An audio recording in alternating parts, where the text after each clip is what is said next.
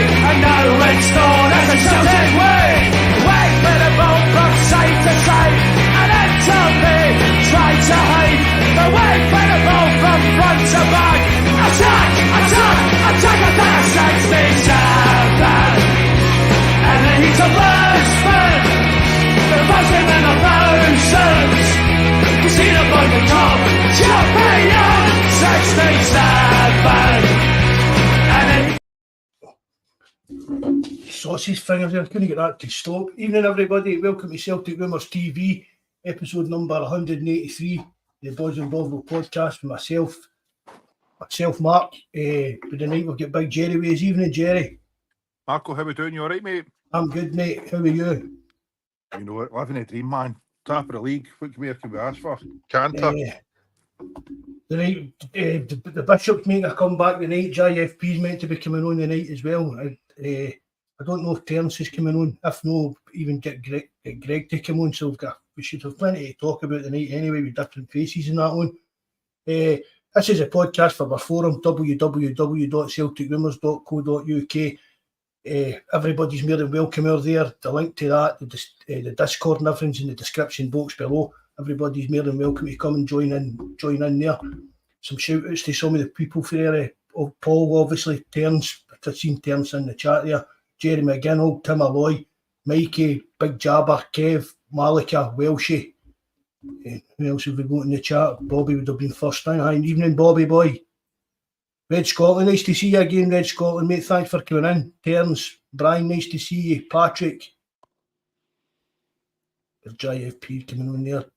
Crop bags, got you minded. Oh, you got it. I scrolled by there. If you never commented there at the end, man, you'd forgot. I was going to say G-Dog, and I noticed it was on. I thought, I'll bet. I was going to say, you've done it again. Greg, William Doyle, evening, Wally. And JFP there. Hello, John. How you doing, gents? Hi, John. You're good, mate. How's it going? Good now, you're back. I said the Bishop, if you've not heard, John's the wisest, the old wise man is all. Evening, you are, nice to see you, mate. Always good for a bit of advice when you need it, and talks a lot of sense. Bobby the barman. So how's things been going with you, John? I can't even say it because Jerry stole my patter and he's been using it since. I'm living the dream, mate. That was actually, you know where that started? It's not even Mark, it was Stephen original. That it was a guy, I worked over your neck of the woods, Mark, eh? Right. And do you remember? I don't know if you remember this, but it was a South Lanarkshire Council boatman. You remember Montrose House, the Scottish build? Aye. We were in the county buildings in that. That's right, lad. We were in the county buildings, but we moved over to the Drawn office, moved over to the old Scottish Power building, the Montrose House, mind you where that was? Aye. It was one of the engineers worked for us. It was all the drawing boards, and he would walk in the morning, and I can see this guy. He was Duxie Strathclyde Uni. He was at Alan Glenn's. He should have been designing rockets. He was the brightest guy ever I worked with. But he just socially, he was just a riot, eh? And he would walk in, he'd be even looking, he'd say, "Good morning, Glenn. How you doing?" He'd say, "Wonderful, living the dream. Sometimes I can't believe my own luck." And he would just keep walking. One of the guys actually asked to get his drawing board moved away from him because he was depressing him, eh? So that's where that line came from. But Jerry stole it. I've been saying it for years, John. I was saying it to the teachers at school. Is that right? Living the dream. Yeah. You should add on to it, and sometimes I can't believe main luck. That gives it an extra bit of power, Jerry. I'll try that tomorrow in the office. About all the signings, John, you must be over the moon. I know. Well, we could talk about them. It's 20 to. We'll be after quarter to. Yeah. What did you make of the game on Sunday? We'll start off with that. Get that out of the way. The Hibs game. Aye. Well, it was. I've been at the. I was at the Kilmarnock game, and then that we had kind of picked up there where we left off last season 4-0. I thought the Hibs game, good first half, but kind of huffed and puffed a bit in the second half. Kuhn, I thought looked very good. I think you said, I heard you saying you put a comment on the page the other night there. Mark, you expected him to rip it up this season. I think you could be right, definitely. He certainly seemed. He started that. You see the goal he scored. He started that with a pass for Kyogo, and then he finishes it for the Forest cross as well. He looks very, very good. He looks almost as if he could. Now that the boy's fit and well, as if he could almost have the impact that Sinclair had when he came up. Aye, I mean, I've said it as well. I think he'll end up being a better player for us than Jota was. Jota was raw when he came to us. Do you know what I mean? Yeah. Kuhn wasn't raw. I mean, he's played plenty of games and that. It was just this thing. And we all wrote him off, and then it came out about this thing with his teeth and all that. And everybody says, right, we'll give him a chance then to get the pre-season under his belt. But if he came in January and started playing the way he started this season and the way he was playing in pre-season, it'd have been, do you know what I mean? We'd have been excited right away to see him come after a full pre-season under his belt. He's almost got kind of a bad Jota kind of attributes. He's got pasty burn, you know what I mean? McGregor, that second goal against him, McGregor scores a rasper as well. That's Kuhn that plays him in as well, and he's got three Hibs players. He's got three Hibs players chased him at that point when he plays McGregor in, and he has that wee turn. Do you remember the wee turn when McGregor hits the post in the second half as well? Aye. He's at the wing as your bought. Ironically, it's the two that Rodgers brings in. Brendan, the recruitment department brings in is Idah and Kuhn. That's the two that make the impact. Evening plunge. Thanks very much for coming in again, mate. Nice to see you. So I good stuff. 3 points back along there, mate. Good first half. Puffed and puffed a bit second half. Kuhn's the bit that's exciting me there with the. Just I thought he played very well. It looks as if he's bags of confidence about him too. A bad Jota. He's got an end product as well. I think he'll do very well this season. Hibs were really poor, but weren't they? Aye. Well, they didn't get away. They get pumped the week before, didn't they? Aye. I heard their manager saying they know what to expect this weekend, but I think you might find if Idah plays, Rodgers might change it a wee bit this weekend. I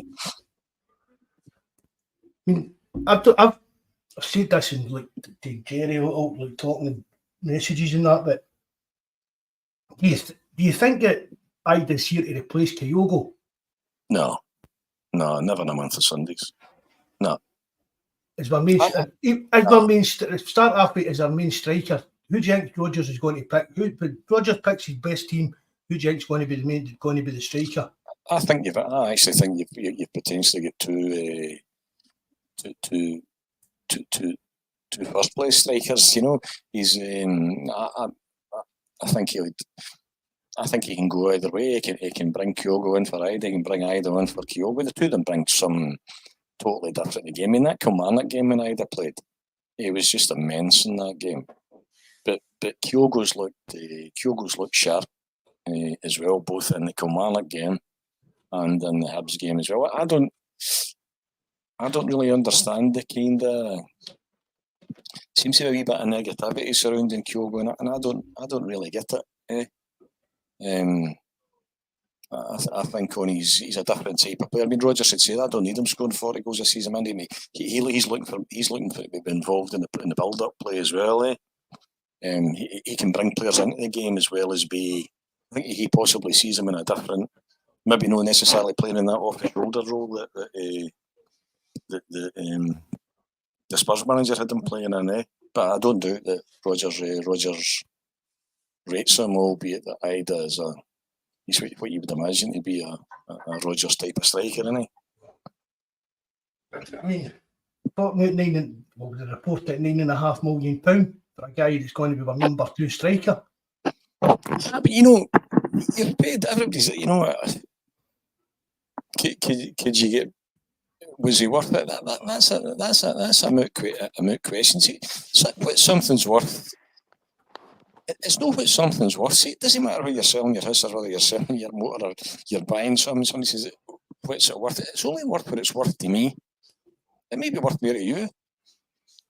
Idah's worth it because we've let ourselves get into that position where we've started the season where we've got a lone striker, we've sold low, and we've no alternatives, and the man's went done. He's got a question mark over the shoulder as well. So in that respect, is he worth it? Aye, every day of the week. Is it if O's worth 4.5? I wouldn't lose any sleep. I wouldn't lose any sleep about paying. If we paid a couple of million over the odds for him, you can't afford not to pay it for him. Instead, the fact with Rodgers, his first choice was, I'm a bit like the transfer fees didn't really make much difference to me personally. Do you know what I mean? It's just you get kind of caught up with the kind of all the internet side and talking about it all. But if that was who Rodgers wanted, and like that, see what about this? No, but I want you to try and get Idah back in here. Do you know what I mean? If that's what's happened, the money shouldn't make any difference. We're sitting there, we're moaning that we're sitting there with £100 million in the bank. So if we did pay a couple of extra £1 million, that's fair enough. Absolutely. You know what I mean? There's people say this is the board's fault for not putting an option to buy in. But the option to buy doesn't set a fee. If you've got £100 million in the bank and you pay 8 rather than 6, yeah. You've got yourself in a position where you couldn't afford to buy. I'm not saying at any price, but I don't think you. If I'm sitting in it, when the league already started, I've got one striker, the Champions League looming. The fact I've maybe paid 20% over the odds for a guy that I've brought in that's probably with him last year, you would have rather than win the double, you just might have won nothing in terms of the difference his goals made the league. So it's not even you bring anybody else in. There's a risk. I don't think there's a great deal of risk. We Idah. He knows what it's about. He wants to come. During one of the games against here, I can't mind who it was. He shoved back in their arse last year. It's a wee while since we've had that in the team. Didn't a wee bit of that. He wants to be here. What you've paid for him is a fact that what I can see is there is no recruitment strategy. There is no recruitment structure. I'm only going with what I'm guessing be looking in, but I could see Rodgers almost as if Rodgers said in January, listen, don't give me any more shite. As if he's, they've came in with there's no point in bringing these players. Absolutely. In they're not even getting a sniff of the team. Absolutely. All you're doing is bulging your wage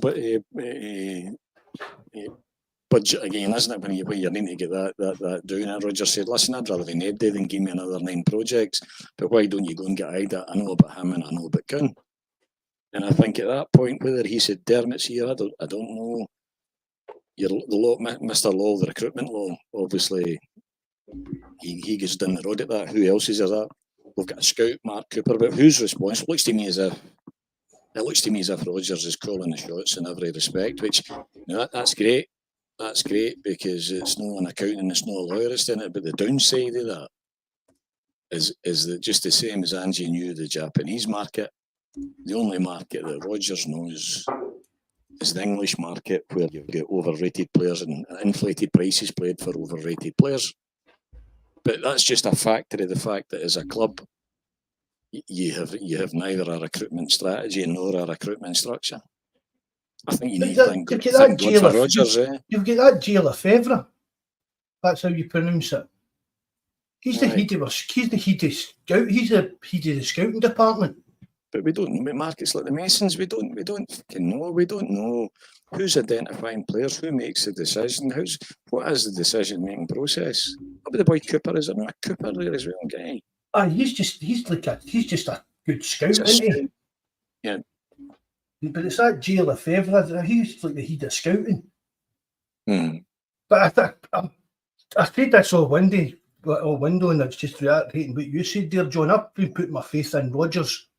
Absolutely. It does seem as if it's Rodgers that's actually pulling the trigger on the players that we're signing. I mean, Celtic, we could still sign a couple of projects. I mean, we were linked to some 16-year-old. I saw them on the forum, and then the usual, they were all moaning, typical Celtic signing a 16-year-old.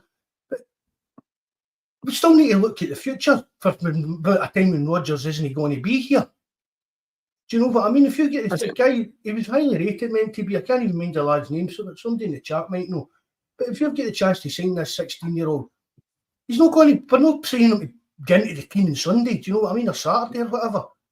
I'm not criticising Rodgers. I mean, for a man that did I didn't want Rodgers back, but I'm willing to. I'm willing to say by the end of the season came last year, I was delighted it was here, because I probably said in one of the podcasts as well. I'm not convinced anybody else could have got you over the line last year with the nonsense that Rodgers had to manage. You know, the whole fucking the summer transfer window getting planned in 9. The players that get landed with, the Palestine bit, the Abada bit, all of the good girl gate, managed all that, the Scottish media, the press, created a siege mentality and got you over the line. The guy's definitely, his man management skills is you can see the teams want to play for him. So, and they're the non-head of recruitment. I think we should be extremely grateful that we've got Rodgers. But as I said, the downside is he's only getting knowledge of one market, hasn't he? Largely speaking, and that's maybe reflected in the fact that you've paid a bit over the odds, maybe for Idah. But hey ho, wouldn't it keep me up at night? Said you've got 100 million in the bank. If you've paid 8.5 rather than 6.5, doesn't matter. You fell asleep, Jerry? Not at all, mate. No, I'm just listening to somebody talking common sense for a change. Yeah. Thanks very much. I was meaning more myself. So no, I'm Evening, Joseph. Nice to see you, bud. Delighted to see the young boy back up here. He certainly gave you a. I mean, it'd be hard to criticise the season he had was last year, Matt. Oh no, I mean, just say, John, if without him, would have won the league, would have won the Scottish Cup. Do you know what I mean? It didn't even bear thinking about, really, didn't it? No, absolutely. So the bottom line is we've. I think it's a disgrace that you started. I couldn't believe that I was heading to the Kilmarnock game when we should have been buzzing in League Flag Day, and I'm thinking I'm going here to see. I'm not criticising Scales. I actually think he played very well. The guy gave you everything he had last year. For all the centre halves people, he was the best we had. But I'm thinking I'm getting in here. Scales is a left-sided centre half. We've no cover for Greg Taylor, and we've got one striker. We're worse off than we finished last season. But I think a factor of that is it almost looks as if Rodgers has said, as I say, don't. If that's the best if that's the best you come up with, stop the bus. Don't want any of them.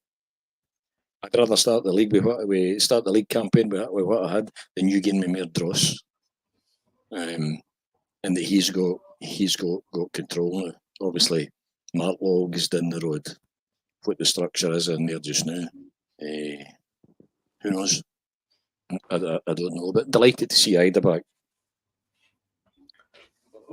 Probably will come. Hopefully, there'll be a clear vision there, and we'll see it coming out in the next couple of weeks. Do you know what I mean? It's crazy that we're like we all thought, Rodgers himself said that like about 2 months before the season finished, I were already working on some of the moves for the summer and stuff like that. I mean, we thought the Idah and the Bernardo deal would just, right, that's just, I thought the two of them would just be formalities, and the two of them just dragged on and on and on. And half it's got to be Celtic's fault, but again, you've got to put the other blame on like the other clubs. John, I've said it on here. See, like it's obvious it was Norwich that were holding up the Idah deal, because it no reason to take the huff with Norwich if it was Celtic that were pissing about. Do you know what I mean?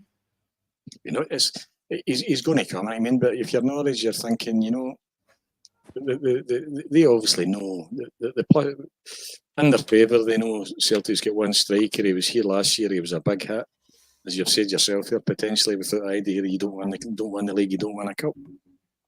They're obviously, but the other hand, they've got to balance out the fact that they've got a player in their hands that doesn't want to be there. And anybody that's involved in football knows that a player on your books that doesn't want to be there is nowhere you want to be. And nobody knows that better than we should know. Holding on to players when it was time to move them on pre the season when we couldn't all get out to play, man. Aye. Making the most of another season. So you'd be better. Supposing there was 8 of them want to go, you'd be better. So see you want to go. Don't let the door hit your arse on the way out, you know. It doesn't matter how that leaves you. Having players there, and so Norwich would have known that too. But I think Big Sutton says that, you know, you take the figure again. It was a good deal for Idah. It's a good deal for Celtic. It's a good deal for Norwich. So they say that a good deal is when nobody's happy. Aye, well, Peter Law won't be happy, will he? Aye. Well, they say that they were going to get Idah was going to get his medical once the medical team had stopped resuscitating Peter Law. You know, so far, so good. See, I actually don't think that there's been, you know, there's accusations that they're looking at the basket case across the other side of the Clyde as your bench, but I wouldn't like to think that. I wouldn't like to think. I don't think Brendan Rodgers. That's Brendan Rodgers is back. He's got aspirations to be the best he can be. That's it. That's what you get out of Brendan Rodgers, isn't it? He just strikes me as that type of character. I think that wants to be the best he can be, wants Celtic to be the best they can be, wants to get into Europe and compete, not just participate. And I don't think, you know, the basket case there is absolutely 100% irrelevant in terms of developing your strategy. Funny, John, but irrelevant. Do you think there's people inside Celtic that are capable of taking us onto that next level?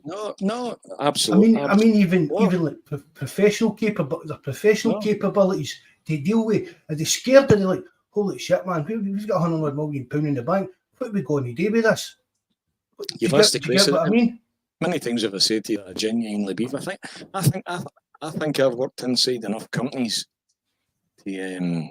See, when you get into a company, a lot of times you get into companies from a business development point of view, and you only need in a couple of days, you start to smell what's round about you in terms of culture and capability. And how long have I been saying on the banter page that it's my view that the Celtic board, individually and collectively, are at the limits of their capability. And I don't see where. I look at Michael Nicholson, and I'm not judging him by his haircut, but I'm looking at him and I'm thinking, are you the CEO that's meant to be setting the vision and the strategy for this for Celtic as a football club? Why should I believe that? I'm just repeating myself. Why should I believe that a man that was there as a finance director for 10 years before they appointed Dom Mackay? So for that 10 years, nobody had decided he's the man for the CEO job, and we appointed Dom Mackay. Now, after he gets a bullet in the head, all of a sudden, Mark Nicholson's CEO material. Aye, and that's before we go and scour Europe for the best there is available in recruitment, and you just find Peter Law's boy. You're thinking, funny fuck. No, I don't think for a minute.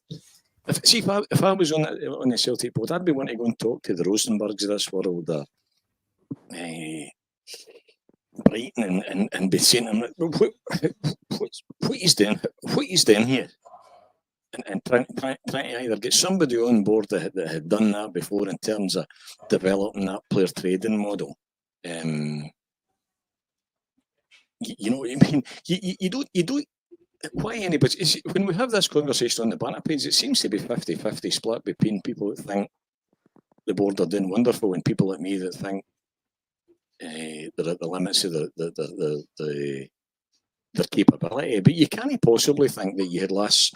You can't possibly think you had last summer's transfer window, where you've got 9 failures. You can't support Rodgers the same as you couldn't support him in his first. You let him down in the January transfer window, and we start this season after limping out of the line with a lone striker, Greg Taylor at left back with no competition, Scales at left centre half. As I said, one striker, first half having sold out, and we can't get Bernardo and fucking Idah over the line.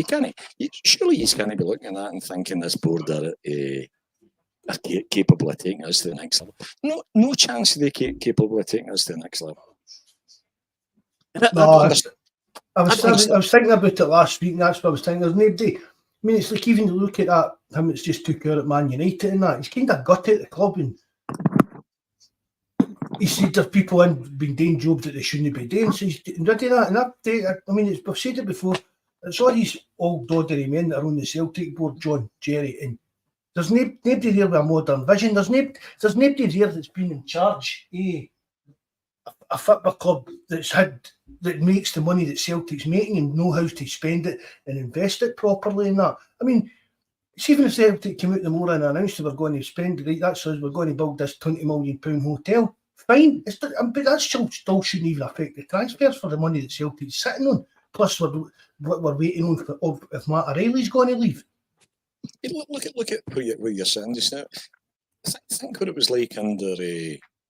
You've had chances. You've had the last 3 or 4 years when you had automatic qualification for the Champions League, and you couldn't invest during that period to fucking get yourself to the point where you could maybe progress into the group stages. Conversely, you're sitting with 100 million in the bank. You're just about to get to next season when there will be no automatic qualification. So you'll be back having to qualify, and you know how difficult that is. They could die again. You look at the state of Scottish football. Potentially, you're staring back in with the vision that they've now got. You're back looking at the top tier being covered under Ronnie Dyla, rather than somebody having the vision to think, see, the Celtic supporters want to. We know that winning the European Cup again is probably no. But we want to participate. We don't. Who wants? What manager or player of any quality or calibre or any self-belief or self-respect wants to turn up and get their pants pulled down every year in the Champions League? Jerry. Yes. What are you saying to that? I don't know what you want me to say. I agree more with what John's been saying. He puts it a lot more eloquent than we do. But everything John's saying spot on. And I for the life of me, we've got 2 weeks left to go tomorrow in this transfer window. It took us all that time to get Idah and Bernardo in. And I can't see how MD can think we're possibly going to be signing 2 or 3 players in this next 2 weeks. I'm over the moon that Rodgers get looks or appears to be in control of the transfer. However, it's John was saying about him what to do or always want to be the best he possibly can be. So he's obviously had assurances when he came in about players and budget and all the rest of it. And I just can't see how this length of time that he's going to be impressed or over the moon that it's took him this length of time to get 2 players in that brings us back up to the same kind of standard as last season. We've improved the first 11, but we're still waiting for a competition for Scales and Taylor, bare minimum. It's meant to be that one. It's meant to be that one Beckett's coming in. We were sitting here last summer having this conversation. Exactly. We were sitting here last summer. when all the positivity was on the banter page, I'm thinking, nah, man, tell me why I should expect anything different with this board. It's, you're a year down the line, we've still got Scales, Taylor and Kyogo and they all. Every time we'll just give another place. Giacomakis, Jota, it's I say to you, if you're going to sell Celtic tomorrow, you're going to go and buy a business. You want to say, what's your business plan? Go and ask Celtic, what's the aim here? Do you think they've got a document that they could share at the AGM? Say, here's what our aim is. Red Scotland's and say that a quarter final shouldn't be beyond our aspirations. Fine, I don't disagree with that. But let's say that's a business plan. Saying there's our aim, minimum quarter final. How are we going to do that? We're going to buy two quality players this year, 4 quality players, three projects. So who's responsible for what's our aims? What's our objectives? How are we going to get? What's the plan? Where are we trying to get to, and how are we going to get there? I don't believe there's any of that at Celtic. I honestly that's why we need a director of football. That's why we need a director of football. I've been saying it for years. Absolutely. You need something in there that means that managers can come and go and Celtic play the style of football, and we recruit the players that we need to recruit. We don't buy. We don't spend 10 million on 2 centre halves and a lone centre half that can't play the way that Celtic play football. That can't play up when the centre halves are possession based, play a high line and looking to pass through the lines. We spend 10 million and we can't find a centre. You're not going to tell me that a club Celtic size can't go and find a fucking left-sided centre half better than Liam Scales, or a left back to compete with. And I love Taylor, you know that. A left back to compete with Greg Taylor. Well, you fucking beggars belief. It really does. It just astounds me. There's no way on earth am I looking at Michael Nicholson, Peter Lawwell, any of them, and thinking for a minute that they are capable in any shape or form of taking us to the next level. What you see is I'm not going to take the Champions League package, because if this is the players we end up with, and we're getting in here to get our trousers pulled off again in the Champions League, I'm not giving them another £200. I've already given them £700 for a season ticket. I'm not giving them another 200 quid. Somebody else will. But so let's say 60,000. Let's say 10 of the 60,000 or 20,000 don't want it. Is there another? Maybe there's 20,000 to plug the gap. If they 24 week, can you keep plugging that gap? Is the product attractive enough? Yet, if you'd a Fergus mechanic, you think, the Celtic support. I know it's a business. The Celtic support want to compete. We want to at least come out of the Champions League with pride, and we can't even do that. It's an embarrassment, an absolute embarrassment, and it's been an embarrassment for 2 decades when you've not won a qualifier. I mean, just tell me why I should be impressed with that. Is the Huns meant to be my benchmark? That's the one that kills me when that gets rolled out. You're better than them, eh? Is that it? I know. That's great. And see all this talk, I know we don't want to spend too much money in case we end up like them. That's a lot of nonsense as well. Yep. Absolute garbage, do you know what I mean? They're just not in the world. There are no entrepreneurs on the Celtic board. None. You've got Brian Wilson, who along with Bankier, that said we should be happy just to be there in Europe. Happy just to be there. There was no point in investing to compete there because we can't. That's what you've got sitting on the board. It's an echo chamber. Now, I remember having a season ticket and getting my letter in.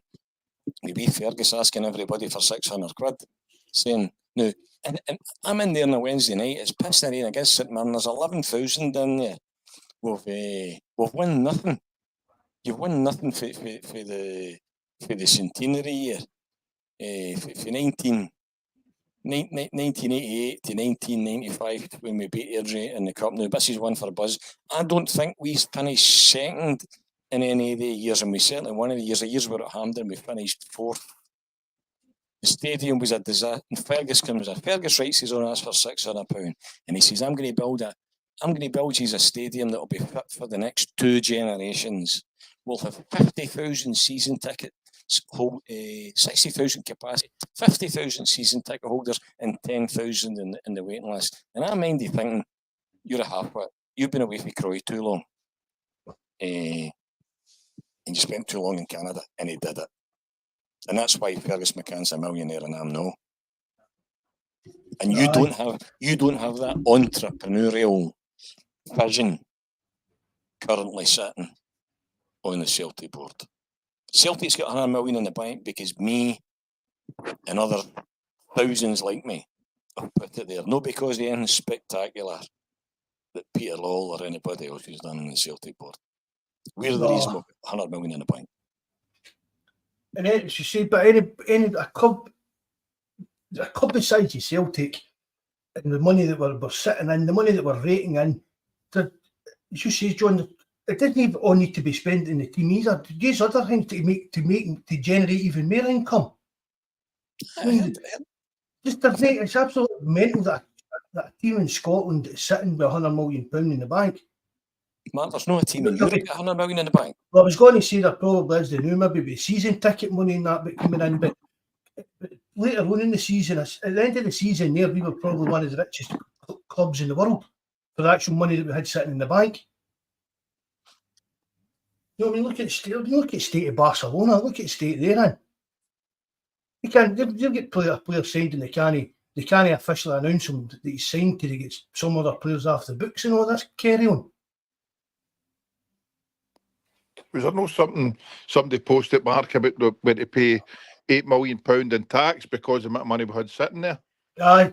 So rather than go and spending on a player or something, we're prepared to go and tax the government.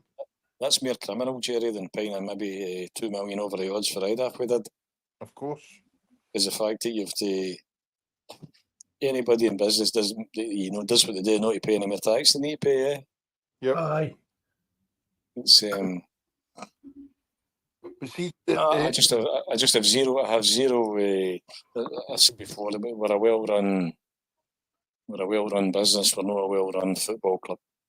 I don't think we're anywhere near the. Even when you see that tour of America as well, you see the global reach we've got. I don't think these guys have got any. I don't even know if they understand the potential that we have. It's just sad. You just wonder if you had the right person, with that vision, just what might be. Yeah. I think who was it? Was it Pedro that said the other week in the banner? Because he says, you've got corner shop owners that find themselves in charge of fucking Sainsbury's. Aye. That's a good analogy. That's spot on. I thought it was a good analogy as well. How did Dermot Desmond end up a billionaire?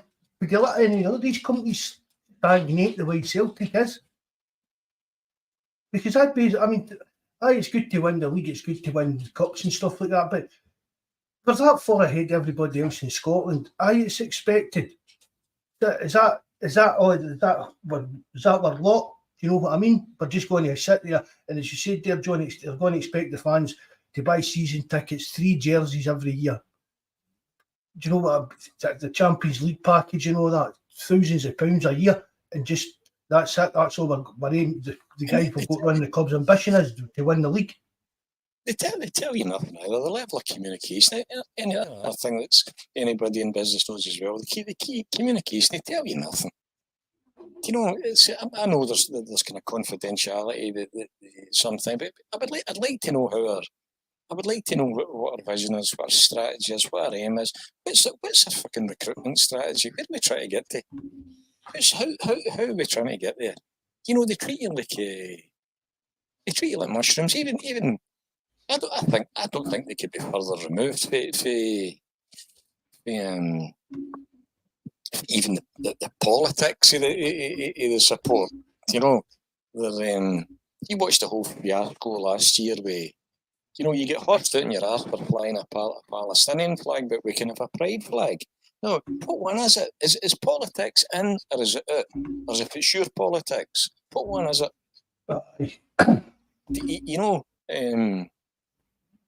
that disconnect remains.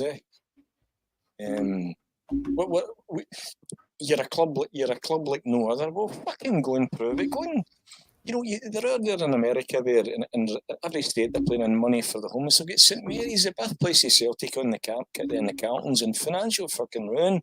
And Axom has given more money to St Mary's and the Carlton than Celtic's given them. But see, the next time we have a high-profile funeral, they'll fucking get a coat of paint and roll it out again. They just do my head in. Is that not meant to be getting shut down, John?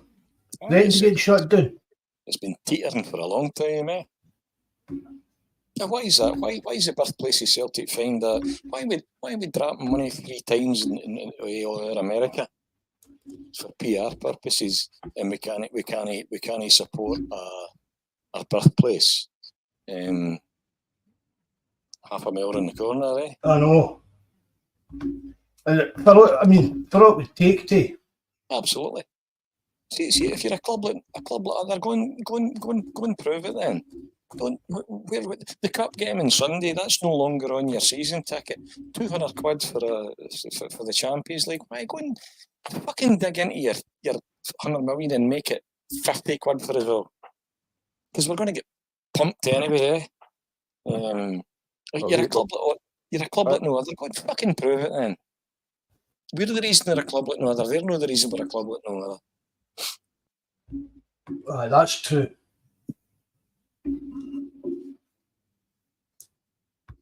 But anyway, catch your breath for a bit, John. I know. It's anyway. Back to players. I think they've done well. We've done well. But that's another Rodgers one. That's a phone call to Casper. So that's 3 we've got. That's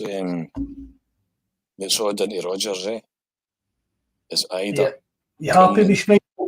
Very much. Idah, Kuhn and Casper. I think that's 3. The 3 successes you got now are all Rodgers successes, not your recruitment team. Does that not worry you? Yep. That's how I can't believe somebody, I was got to say idiots, believe that we can get 3 or 4 quality players in before this window shuts in weeks. I know that we'll be hoping the last few days of the window that there's players maybe not getting a game or out of favour down south, but for us to think that we're going to get 3 or 4 at this rate, it beggars belief. I don't think Rodgers could be sleeping. You wonder if that's why it's this slow, because he's finger up. This is a man that's meant to be a coach and meant to be coaching your players and get them ready for the next game. It sounds to me as if he's heading up absolutely everything. But you heard him say the players in early in his last interview. Yeah, we're 2 weeks to go. We've just managed to get Idah in. 2.5 weeks ago it was Bernardo. Yep. And then we're waiting to the last week to try and get cover for your left centre half. You need a first choice centre half and a first choice left back. Taylor's got 10 months his contract left to go. Unusual that Celtic let it get to that state. I deal with nothing to him if what we've been told is true. So it's a farce. But see, getting back to the board, I'm not wanting to get back. They couldn't give a monkeys about us, and they never have, and they never will. And it's Celtic. The problem is it's always a job for the boys. It's been like that for years, and it's going to be like that for years to come. Desmond want to hand it down to his boy, and Nicholson want to hand it down to his family. The whole thing. Lowell wanting his boy recruited. It's a farce. It's a joke, and it's going to continue to be like that as long as we get the happy clappers amongst us. I mean, it's meant to be that Michael Nicholson doesn't like to speak in public. He doesn't feel comfortable talking. Do you know what I mean? Talking in public. So that shows you what kind of a character he is. We went from a pure egomaniac like Peter Lowell to a guy like some kind of shrinking violet. I mean, maybe he's good at his actual, when it comes to the negotiating side, the paperwork side and stuff like that. But do you know what I mean? You're wanting a guy for a CEO. You're wanting a guy that's got a bit of. You don't want a guy that's got a bit of swagger about him and a bit of dominant attitude. Not going to full Peter Lowell, but I mean, can you imagine Nicholson in transfer negotiations trying to like hardball like other agents and stuff like that? He's the man. The CEO, Mark, is the guy that's meant to be having the guy that's meant to have the vision and set the direction and strategy for the club.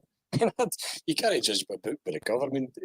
But man, you have a look at him and you think, are you that?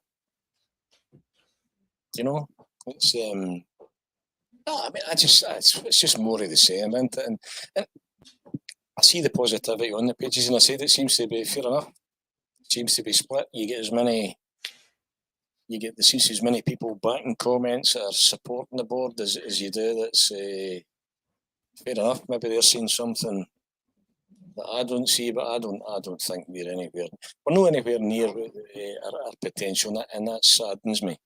And worse than that, all I can see ahead of me is a managed decline when there's no automatic qualification for the Champions League. The game, the product in Scotland, the whole management of the game in Scotland. You think, is this sustainable? Can you keep bringing 60,000 people into Celtic Park to watch this without being able to participate in Europe? And I'm not convinced. You look at that Hibs game last weekend as well, the empty seats. You're thinking, we've got other fans kind of getting into each other's grounds, allocations getting cut. You're thinking, frick.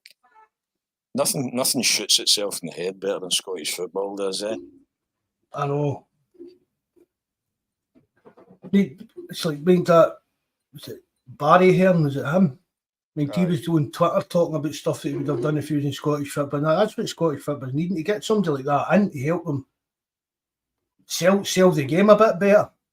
Exactly. Stephen Sky. See, honestly, see for the money that Celtic get for winning the league for TV and all that, I would tell them to hunt it and just tell the clubs, look, we're all going to chip in. See if supposing Celtic need to put in, see it's, I don't know what the package is, see it's £5 million, see if Celtic need to put in £3 million of that and the rest of them to make up the rest, fair dues, and just tell the BBC to put the games on for nothing. I would love to know what Don Mackay did to one getting plugged after 60 days or whatever it was. By all accounts, his vision, and he was a well thought of guy in the rugby circles in terms of a marketing perspective as well. But by all accounts, his vision was too radical for the Celtic board.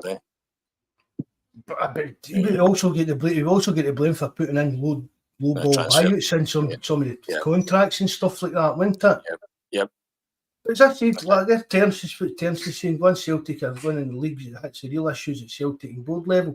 And I said this last season when we were struggling and people were saying they weren't going to win the league and that. I said, see, even if we do, we can't let it blind us and paper over the cracks. There's still major changes needed behind the scenes at Celtic. And throughout the summer, we've seen it again. The same problems, the same persistent problems that we see every year coming in for Celtic when it comes to transfers. And it's still the same thing. Do you know what I mean? I said that, don't let it paper over the cracks. And a lot of people know, we won the league, what you moaning at? We've got Champions League, we've got all this money, wait till the window's shut.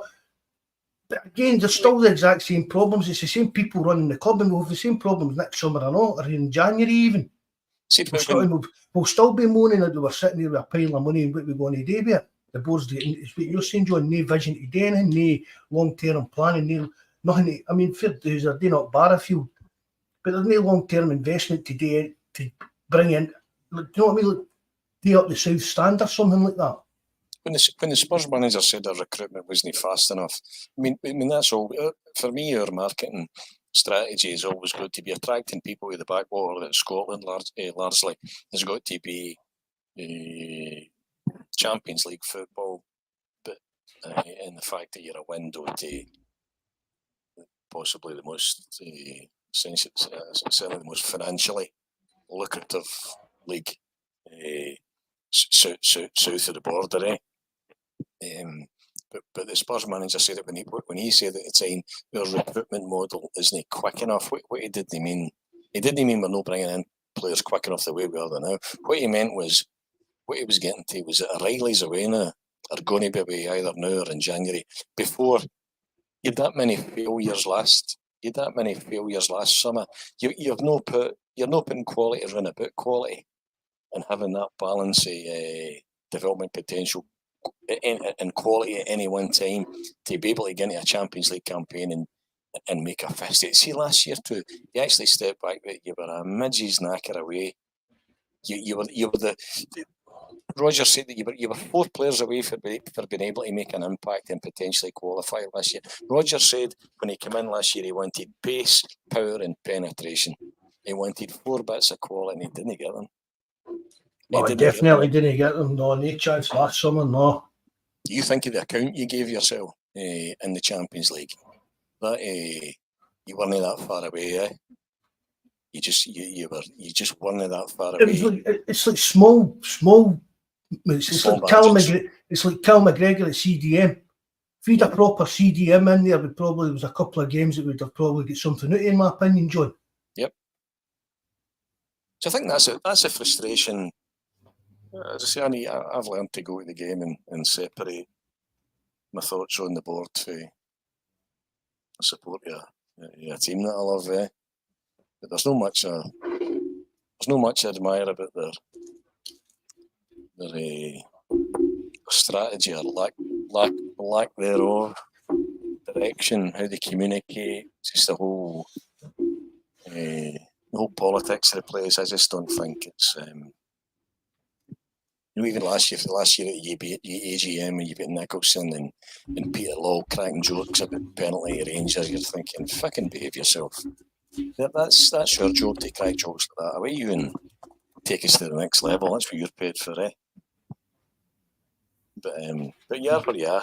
We just need to wait and see what else you're still finding yourself. You asked me a question. Delighted to see Casper Schmeichel in. I think you've adequately replaced Joe Hart. Maybe you've even watched him. He seems very, very comfortable with the ball at his feet. Maybe even an improvement in that, eh? He's definitely better distribution in that. Seems a character as well. But you've re-signed Bernardo. You've brought Idah in, so we're back at square one here. We're back at square one before we finish the league. We've improved the goalkeeper department with the 2 goalkeepers already. But apart from that, we're just sticking where we are, isn't it? We're just where we were at the end of the season, really. And that's us maybe going to the next level and pushing on. We're no further forward. No. You might keep these windows a lot stronger, allegedly. We're the only team that'll know be. So you're still needing a left-sided centre half. You're still needing cover at left back, left wing. Is Palmer? I don't think we'll bring in a winger. I don't think you will either. But is Palmer? Is Palmer the answer? Is he a game changer? The same as Jota was? No.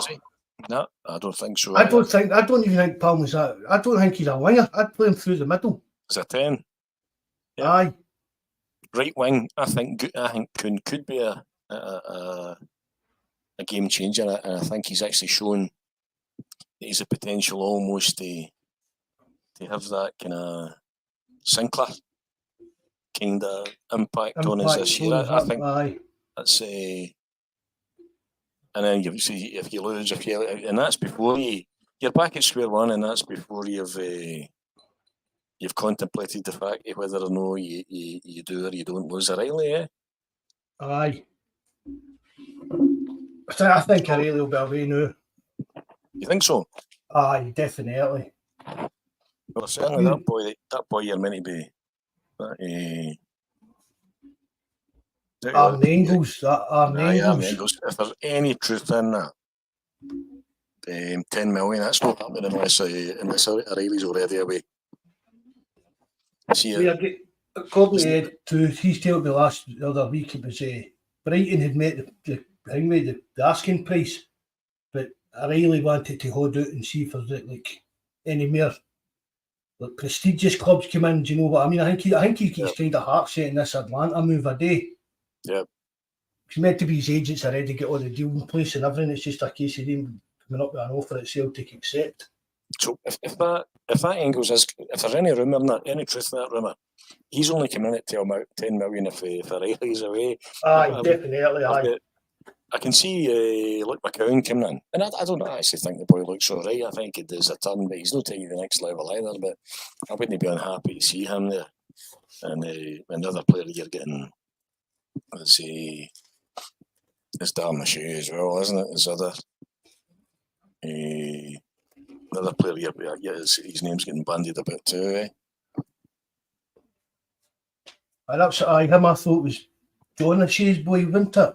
I thought that's what the boy tell me about him, tell me that it was to. But I think it's going to be that Owen Beckett's coming in as the left back. I think that's going to happen. Aye, that's a bizarre one as well, isn't it? The laddie leaves and he comes back. But for me, anybody that's no Kieran Tierney will do me, eh? Definitely didn't want Tierney back. Oh no. Still got. I mean, is he even back training or playing for that injury goal with Scotland? By all accounts, that's what stopped the deal getting done. I heard that. Apparently, apparently the injury in the Scotland game and your other boys' wages demands, what do you call them? McKenna. Apparently that's what kiboshed the two of them, eh? So we'll see. If it's Owen Beckett's, you're certainly needing something at left back there, eh? And that Luke McCowan, I've not seen much of, but my laddie certainly he raves about. He thinks he could maybe do as a turn, eh? Mikey's seen a fair bit of him. Mikey said to me for months now. Mikey said to me that Celtic should go and get him. I mean, again, he's not going to. He'll probably kick on a bit under Rodgers, but I can't imagine he's coming in to be all right. He's going to help us out in Europe. But I mean, any time I've seen him against Celtic, he's played well as well. Like that with Armstrong for Tilly, he usually plays well against us. Aye. Yep. But he can come in here and he can do a job, and like one of our main men can have a rest. Do you know what I mean? McGregor maybe no need to play as many games. I remember you've had guys. McCowan that comes in. You need players like that in your squad. You've had some of the guys. It's better than Luke McCowan sitting there in the bench than having James McCarthy sitting in the house. Another Robson signing. No, I think so. He gets about the park and puts in the tackles. I think he's a cracking player. Aye. James McCarthy's due a testimonial next year. Oh, he's away now, isn't he? He's away. He's away. People are talking about, I take that McCowan, but no for Matt Riley's replacement. There's no way in the world to celebrate more than pull a stunt like that. There's no way Brendan Rodgers would sanction a move like sanction that. No chance in the world. I think, honestly, back to what I said. I think Rodgers is. I think Rodgers is in control here, and I'm away back to what I said at the time. I couldn't understand why Rodgers come back. Couldn't see what was in this for Rodgers coming back, other than a genuine.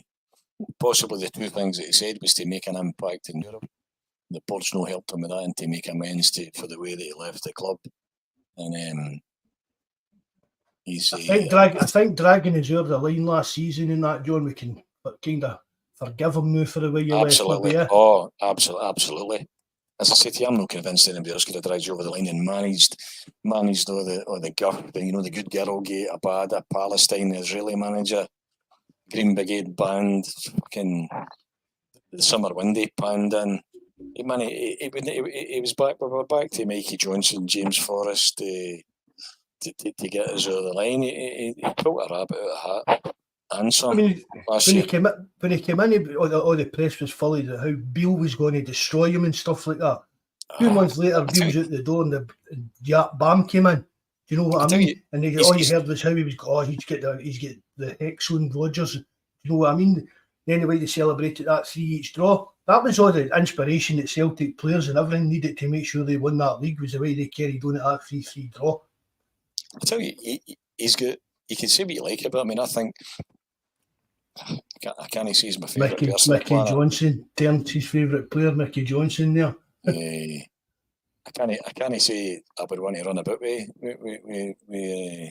Brendan or go for a pint with him, but you need to admire him last year. I'll tell you one thing he has got. He's got balls like a rhino. See, right? Not just the comment. seemingly the comment was a bit flippant way back in the Celtic way when he said, for the doubters, I'll see you back here in May. I think what drove that comment, according to what he said there, was that when he came the first time, there was 15,000 there to see him. When he came the second time, there was 200. So I think that's, he meant it in that context. But after the Hearts game, when the Scottish media, when we'd lost the league, and he said, we'll write our own ending, we'll write our own narrative. And he created that siege mentality. And he sat there, I've played under 5 Rangers managers and they were always coming. I know, that was some statement, wasn't it? That was a good dream for him. The one thing the man doesn't lack is self-belief. Definitely. You can tell, sure. Can't you? But I've said it, John. I've said it to Jerry and that. See when he's worked down at Liverpool, down in that pub league at Liverpool and Leicester and stuff like that. Yep. He can run rings round the press up here. Do you know what I mean? He's playing mind games and press conferences with guys that are like for the Times and still well respected newspapers and stuff like that. Do you know what I mean? In England. And then come up here and you get Keith Jackson asking him all the stupid questions of the day. If you want to see the exact opposite, I mean, look how much he's in the Belgian Bale's head. Yeah. We know that the Belgian Bale came here and I thought he's got a decent CV. This should be an upgrade, but I said this time last year, I thought at Christmas time when he's still arguing about the penalty that's offside, I'm thinking that's it, you're halfway. Then he celebrates the 3 straw. And then when Brendan, and all Brendan meant when he said we'll just go out on Sunday and have fun, I mean, we're going to play against them in the fun comment. Aye. Do you remember that? The Belgian Bale takes that personally as well, and he's going to have fun too. Although he didn't. And all Rodgers meant with that was it was almost a kind of reference to a Jock Stein comment that he said the players had their overalls on all week and worked hard, and they got to go on a Saturday and have fun. That's the context that Rodgers meant that, and he didn't. So he's in Bale's head. In fact, when I see the state of the stadium, the video you sent me tonight, I think the Belgian Bale might no manage them again at Ibrox, because I don't think he'll be here at Christmas. Well, John, I've been saying that all along. That I don't think he'll be here for Christmas. But see now, I don't think it'll be long as that. That's what I'm saying. He might no manage them again. Definitely no. I mean, it's what are they now? How many points behind us now, are they? 2, is it? We played them at the beginning of September. We beat them 5 points clear. They popped out the Champions League. The stadium's a pile of rubble. In fact, I mean, they've only got 39,000. Supposedly that Champions League qualifier the other night. Do you think the fans are going to keep turning up at? It's at Hampden. They're dreading going there anyway because it's a dump. Yeah, you know what I mean? If they're ending up like 10 points behind Celtic by the time we come to October, November, no chance he'll still be there. They gave him that new contract. All it was is an actual year's extension to his deal. They made it some big 4-year deal. It's only a year's extension on the deal that he's already on. And that's one of the craziest decisions they've made in a long time and on, really. What was the point in that? You're talking about we're needing a bit of direction in that. They're like holding a magnet next to a compass, so they don't know what way they're going. But you can't. It's back to you. I mean, you could write it. You can't compare yourself to them. I mean, they're just a fucking basket case. Celtic fans need to move away from that. No, it's just you can't. My man used to say, don't compare yourself with somebody else. Compare yourself with how you were yesterday, and if you made any progress, don't be comparing yourself with somebody else.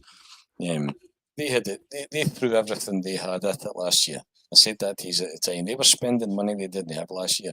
They had to win that league. Losing that league last year done them more damage than the 10 or the 55, as they call it, would ever have done them. They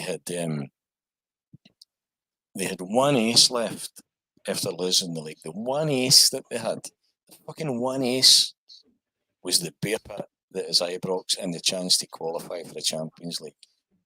And somebody somewhere decided to go and start a construction project that they didn't need to start. Now, I don't know, but see if I'd have been the CEO of Ibrox, I'd have been saying, wait a minute, is there a snowball's chance in hell here that this job could be delayed? Aye. And there would have been a project manager sitting there like me who would have said, please sir, 90% of construction projects are fucking delayed. And somebody would have been saying, well, I tell you what, we can't afford that risk because the bear pit that is Ibrox is our biggest ace here and we can't afford to drop it. And them doing that for me is just unforgivable. Laughable, but unforgivable. Can't get my head around it at all. And I mean, I've seen a lot of Rangers fans saying it, right?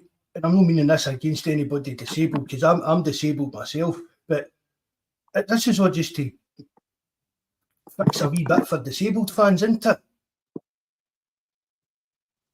This is what this works for. They're not actually, I think they're only getting like something like 600 extra seats or something like that with this. So why would you risk it? Why would you? They must be coming close to risking their very survival as a club. Why would you do that for 600 seats unless you were nuts? Aye, crazy.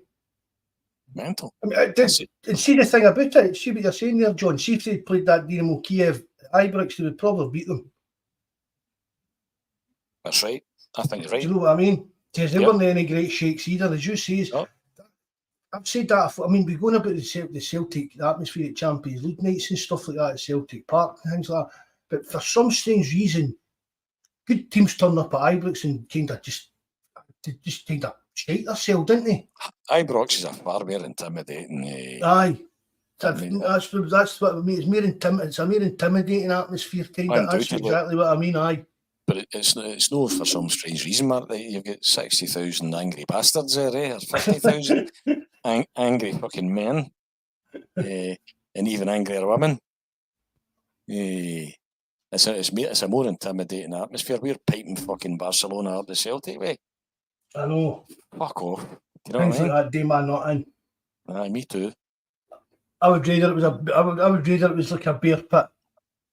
That's not the right turn of phrase, but you know what I mean. I would rather it was no gone full like Turkish levels of craziness, but too much like a party atmosphere and that. See, like all that and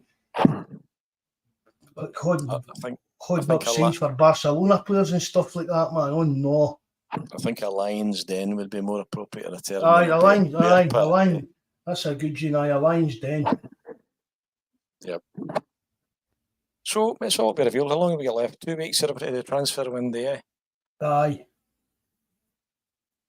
2 weeks or more to get let The other down thing with the same shite. No, I didn't build myself up. I just didn't build. I just after I was up at the Caravan. I'll never forget the last summer transfer window, and I was convinced that quality was going to come into back Rodgers, and when it didn't, I thought, fuck. There's just nothing you would do that would surprise me, eh? And it's probably you can't. There's a lot more. As if all that bit's not depressing enough, you then see that you can't keep. And this is not necessarily the Bawz fault. There's loads of factors in here. But I thought when I seen Daniel Kelly last year, that there looked a player in there, eh? And he's away down the same road as Owen Beck, Vata. So you've got questions in there about pathways for the youth set up to the first team as well. See the thing, I think reserve league situation, the whole bit, eh? Rodgers, I think he'd offered him. It's just, I think he's a wee bit different. Rodgers had kind of said to him he was going to be part of the first team plans, but he wanted to go down south and try his luck. So is that who's slot? Look, McGowan's going to come in and take then. Could be a shout. Because Vata was meant to be part of the first team plans Aye. as well as the third choice. He was going to be the third choice striker, wasn't it? Evening Celtic, nice to see you in again, mate. Thanks for coming in, bud. Maybe that's the kind of plan for McCowan, because Rodgers did say that Kelly and Vata would be part of the squad this season. Aye. But it's a bit. I mean, is Millwall leaving in the Championship down there? I'm not exactly 100% sure, but I mean, the boy will go down there and he'll play every week. Do you know what I mean? So fair to him if that. I keep saying it. See if they want to go. We can't really force them to stay. You're talking about a laddie, by all accounts, for a Celtic farm, if he's got pride, man, a Celtic family, we can't keep a laddie at 18 years of age, man. Do you know, the rest is, there's people in here with need your right leg to play for Celtic, do you know? And get to that point, and you can't keep a laddie at the club. I mean, it's a hard one, because are they better than the first 11 you've got? You know, the answer to that's probably no. So where can you promise them game time? Cups. Sorry, Jerry. I'd have gave them the cups. Aye. I know it's a great day out and we all love winning a treble, but see if they turn around and say, look, the cups are for we're going to try and play a couple of youths every game. And we need to sacrifice the 2 cups, see how they go on. So be it. I think long term it's better. I wouldn't do it in the Scottish Cup, Jerry. I wouldn't do it in the Scottish Cup. I want Celtic to win the Scottish Cup every year, man. The League Cup I don't really bother about. The only thing I bother about is that's the problem in Scotland. If we don't win it, the chances are that they're going to win it. Do you know what I mean? Maybe not the way things are going now, but that's the only reason I kind of bother about the League Cup. If the Rangers said we were going to do the same thing, we agreed that we were going to have, like, say, starting the team with three youth players on the park and so many youth players on the bench and stuff like that, I would agree with that. Do you know what I mean? But I wouldn't want, like, your young players to be getting flung into. I mean, what if we get Drew against them? Do you know what I mean? What if we get Drew against them and the next time we're turning out and it's the young backup goalkeeper and Vata and Kelly and just players like that? You'd be like, oh no, here we go, man. Do you know what I mean? Yep. Well, there's got to be an alternative for them, because we can't, as John says, there's no point in us having a youth system if we can't get them into the first team, and when they look as if they can get into the squad, they fuck off. What's the point of putting money into the youth team? There's got to be something in place for these lads to come in and get a game. And these B teams know the answer either. Exactly. You see loads of times the gap between that compared to the old reserve leagues as well. You know, that's what I'm saying. The whole of Scottish football there. You can't. It's one. I don't think you can just. I wouldn't levy this one at the Celtic board. There's bigger factors in there as well. John, what do you think about that? The talk of that boy that left, that went to Liverpool, was it Ben Doak? Looking to come back, apparently was homesick. Yep. Would you have him back? You know, you need to cover it. His own Beckham, is he not getting bandied about as well? Is he no? Aye, spoke to Liverpool about Owen Beck. Shows QPR right enough. Right. You don't know this. You don't know the circumstances, don't you? We don't believe in either. See, for me, anybody but Tierney. That's I wouldn't be over objecting. I seen somebody thought it was embarrassing to bring him back again. I don't. But is he coming back? Is he coming back full time? I'm assuming that was the case. Certainly with the loan. I thought it was only loan they were talking about. That's how I was like, nah, sack that off, Jerry. Nah. Aye. The only way I would take a loan player, unless in extreme circumstances, would be an option to buy. Yep. you're just developing somebody else's players. Doesn't make any sense. Or unless it's somebody like your Robbie Keanes or Craig Bellamy's or something like that, you're getting a right top player that you probably you wouldn't be able to get unless he was coming in on loan. I wouldn't even mind just looking at that again. Do you know what I mean? Looking at getting some, bringing in maybe something like that. And it's got to be a cracking player that maybe in the fringes of Man City that we could get in loan.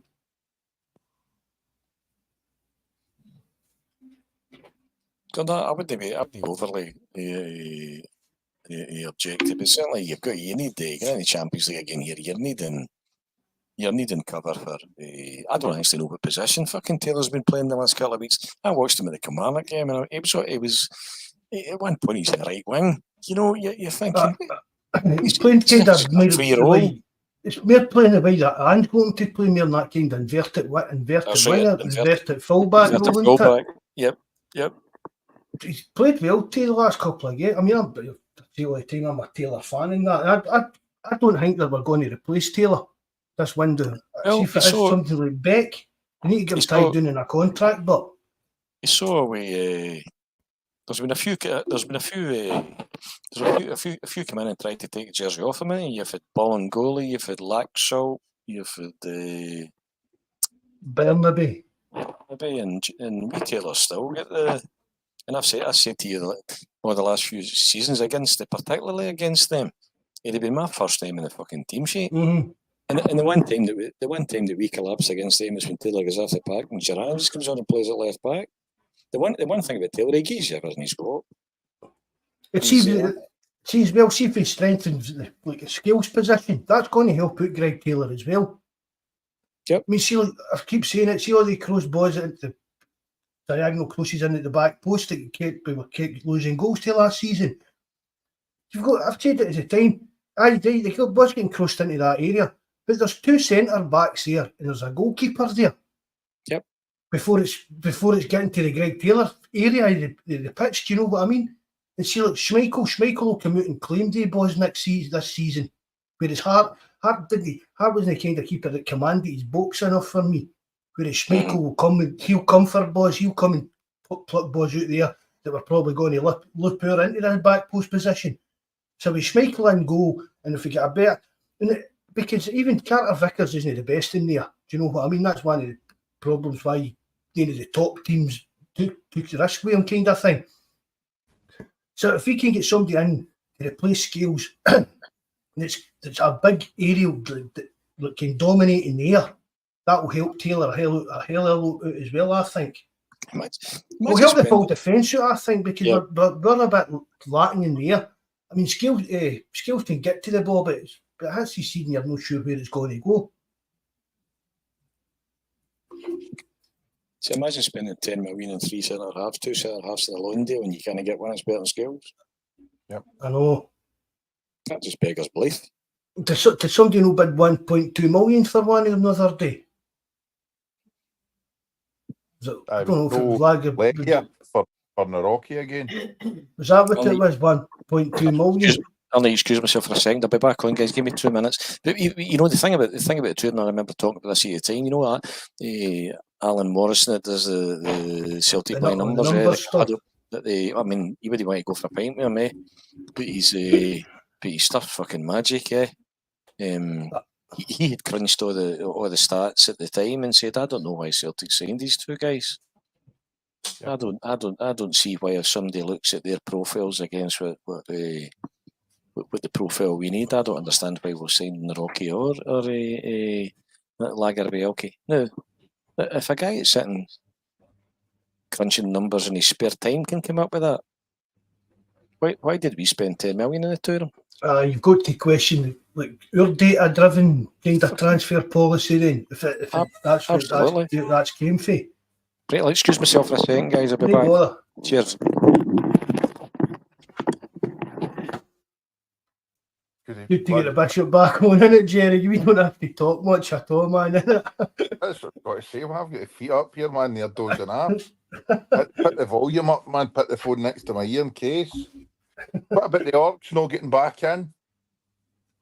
What about what? The monkeys not getting back. That's quite right. I mean, they can't even Celtic's done all that they'd agreed to do. See, people on Twitter's put up the Celtic like their planning application thing and all that off the council site. There's nothing for Rangers about it. We don't even know where the derby's going to be played in New Year. Aye. So, no, Celtic's quite right in doing that. Aye, definitely, 100%. Yeah. I mean, supposing you're still at Hampden for that New Year game, and if to give us how many tickets was it again? It's a percentage. But Aye, but how? 2,500 or something like that, wouldn't it? Yep. So I mean, how's it going to segregate Hampden for that? No, I know. And who's paying the bill for that? Yep. I know, it's fun. Quite right. Everywhere they go, they're screwed. So I know it's brilliant. And see, by the time the next round of derbies come about, Celtic will be doing the same thing again and saying, even if they're back at Ibrox or that, they'll be saying to them, "Here's the guarantee. We want the guarantees that all that stuff's going to be ready and that for that game." Aye. You don't get tickets. It's as simple as that. Aye. Because let's face it, you can't trust them with anything. No. I mean, they're back at this, or the big fanfare the other day about this elite sports stuff with the kit deal. Or there's been an out of court settlement and that, and then it turns out that they're going back to court because of things wrong with the settlement and stuff like that. Are you saying fact? Do you know what I mean? It's just one absolute mess up one after the other for them. Long may it continue. Do you know what I mean? I'm no careless. You know, I mean, every time, like it's in The Godfather, innit? They just pull me back in. Every time I try to leave, they just pull me back in. The banter gears into they're never going to end. I would have paid for Idah anyway with that performance the other night, so we couldn't be happier. There must be. The times another 7 million came our way because that way after. Say again. That way after now. Aye, it is indeed. Aye. See that was another 7 million coming our way then by their failure, eh? But I mean, I've actually got the point that our board's failures. I mean, it's actually detracting from my ability to laugh at them. Do you know? Because I'm more interested in what we do than what they don't do, eh? You know, I wouldn't care if they went bang them or I couldn't care less. Eh? My ambitions and aspirations for Celtic, my business model for Celtic it wouldn't matter if they were there or if they weren't there. Celtic's potentially a global brand. You can just see the global reach there. There's everything about their brand, everything about them is just toxic. Absolutely fucking toxic. John, you were talking. There's a rain man said, John Hugh Adam, Rangers are a West of Scotland club. Absolutely. You know what I mean? That's so it is. They're a West of Scotland club. As you said, we've got supporters all over the world. You know what I mean? Yep. What we got to say there, Jer? I was just saying, John, he was talking about how last summer he was thinking that Rodgers was going to get back to with quality and all the rest of it. I fell into that trap this summer, mate. I renewed in the very last kick of the ball for a season ticket because I was thinking myself, what's the point? Because I know what's coming. But I was hoping against hope that this summer would be a right good transfer window for us with the quality that we were hoping to get. But in the same hand, I thought if I don't renew, somebody else my ticket and sit in my seat where round about all the kind of the boys that are round about me that are a good bunch. But like you said, if it hits 1st of September and we've not added the quality that's required, I'll be gutted. I think I've been led up the garden path again. And I know we buy everything to go and support the team, but you're hoping for a wee bit in return. I mean, that's the thing. They're sending out these season. I mean, don't give up your season ticket, Jerry. Never, ever give up, man. It's one of the worst decisions I've ever made in my life, man. I wouldn't give men up. The reason I wouldn't give up, I've said this to you before, because it's a whole kind of social thing for me as well. You know, Guys you've sucked with for years and they became friends and that. Aye. Not just that. My laddie's married now, get kids. I don't see a lot of him as much, but it's the one thing that brings us together again is to go and see Celtic. You know, to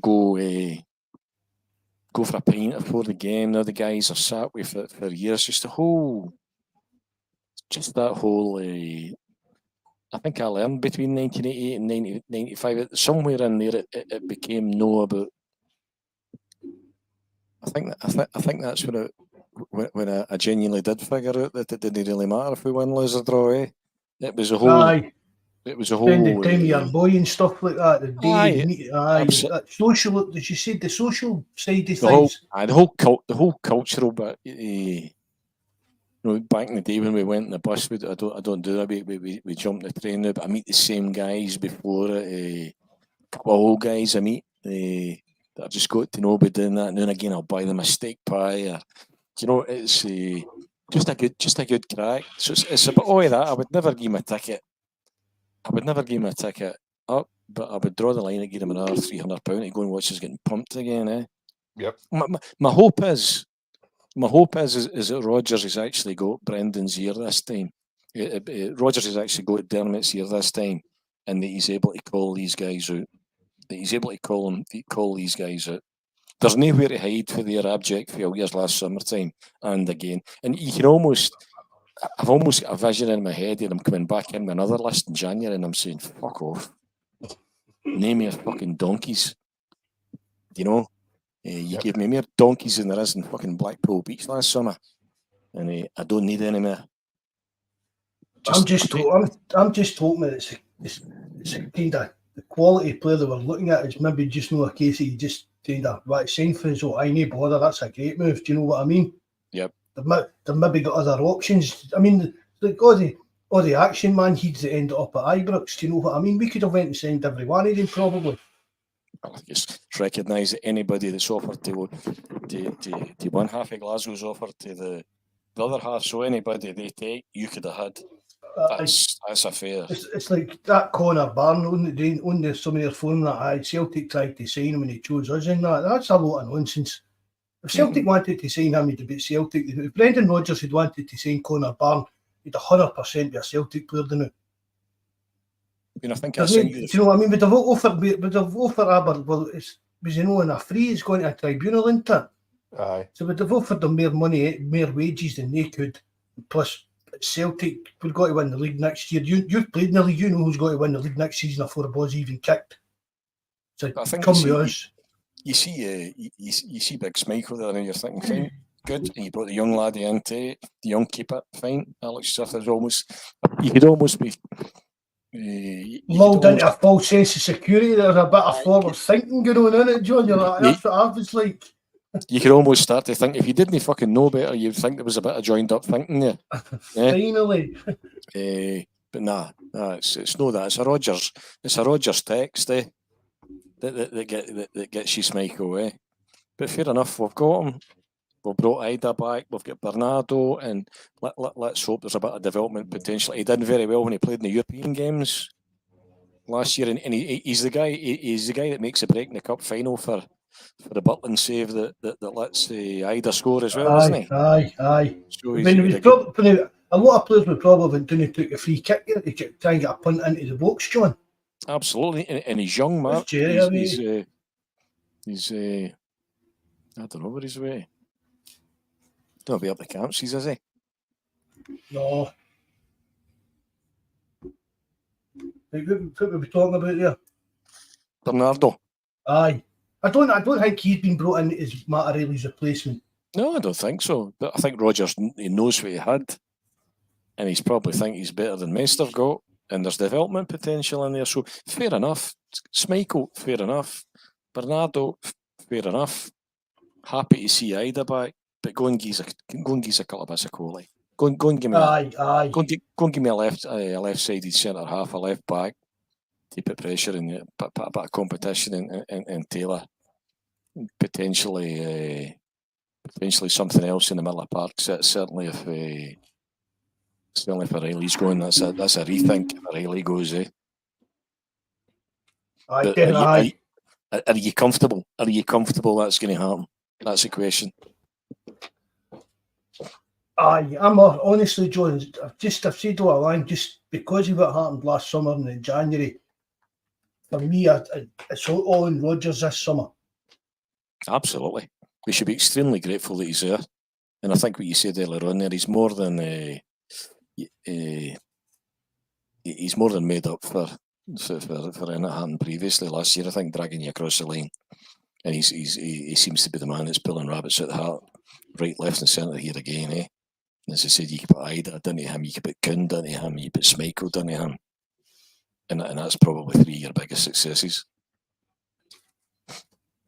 As I said earlier, but there's got to be still project players brought in.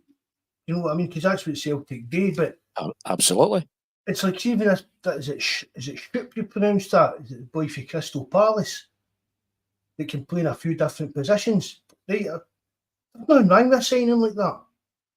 I mean, I get the guy's 31 or something maybe, but there's nothing wrong with signing like that. No, I mean, look at Aaron Moy under Ange. Yep, absolutely. The guy can come in, and it's a question of, he's not going to set the world on fire, but he can cover a few positions. He's a bit of a tough nut kind of thing. So you get him in, he is a squad player, we'll use him when we need him. Mm-hmm. But as you said, there's still got to be, so I mean, Idah, right, it's a lot of money and stuff like that, but we know him and it's a great signing. I'm no doubt he'll score plenty of goals for Celtic, but it's not the kind of signing it's going to get you excited. Do you know what I mean? Whereas you get like that Engels, the young Belgian guy. You know what I mean? That's an exciting signing. Absolutely. But as I said, at 10 million, he's not coming in unless O'Reilly's away, Mark. Definitely. So I think Schlupp, you pronounce it. Cheers, Bobby. I think we Idah, maybe not excited to bring him in, but I was fair we did. I'm delighted he's brought in, but I mean, see if Henry brought him in January and seen what he done, right? But Henry came in and Henry came up here in January, and Rodgers, when it got to the summer, and Rodgers still went to go and sign him. He knew he'd be I know he'd never right. Rodgers maybe say, right, I know he'll be a success for us, right? Go and get him. I know he's not a big need, but the fans would not offer not if he was one who like brought in his £3 or £4 million. We'd all be like, I would be paying £3 or £4 million for this boy for. Mm-hmm. It's only because we've seen him, but what he can do. And I said it on podcasts, I said it on the forum. That's why when people are saying just go and get Majowski, I want to Idah or Majowski for a simple reason. I do think he's going to be a better player for us, but we know that he can do for Celtic. He's been here, he's been here, he's been about the club. He knows what's expected him as a Celtic player. He's friends with players. It was like a seamless fit in. Whereas Majowski could come into Celtic and the jersey could have been too heavy for him. Do you know what I mean? The one thing you know with Idah is he can carry the jersey. Eh? He scores 2 penalties against Hibs. He scores against them. Apart from that, it would have been a winner at Ibrox if it hadn't been for the fact that your man shows the boy inside. Would you call him in the last minute? For them to equalise 3-3 at Ibrox, mine. Aye. So he's definitely, the jersey does look too heavy for him. And one of the Norwich podcasts at the time back in January said that would be extremely disappointed if they had let Idah go for 3 million. They'd have been looking for double that. So use that as your benchmark as well. That gets you to 6. Aye. So I said, if you've paid 8 with 100 million in the bank, I don't think it will keep you up at night. Eh? No.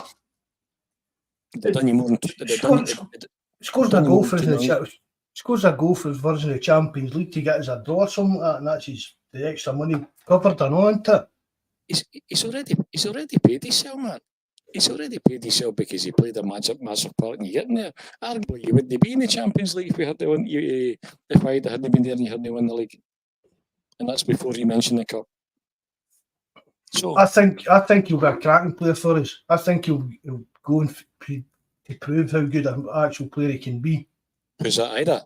Aye. Oh, I think so too. I think, and if a man can get the best of him, Rodgers can get the best of him. I was just going to say that. It's like he's a Rodgers. I mean, it's the reason why I kind of said when Rodgers came in, I didn't see how Kyogo was going to fit into the team and stuff like that. Yep. It's just Idah's more a Rodgers type of striker, big, strong, powerful guy. Do you know what I mean?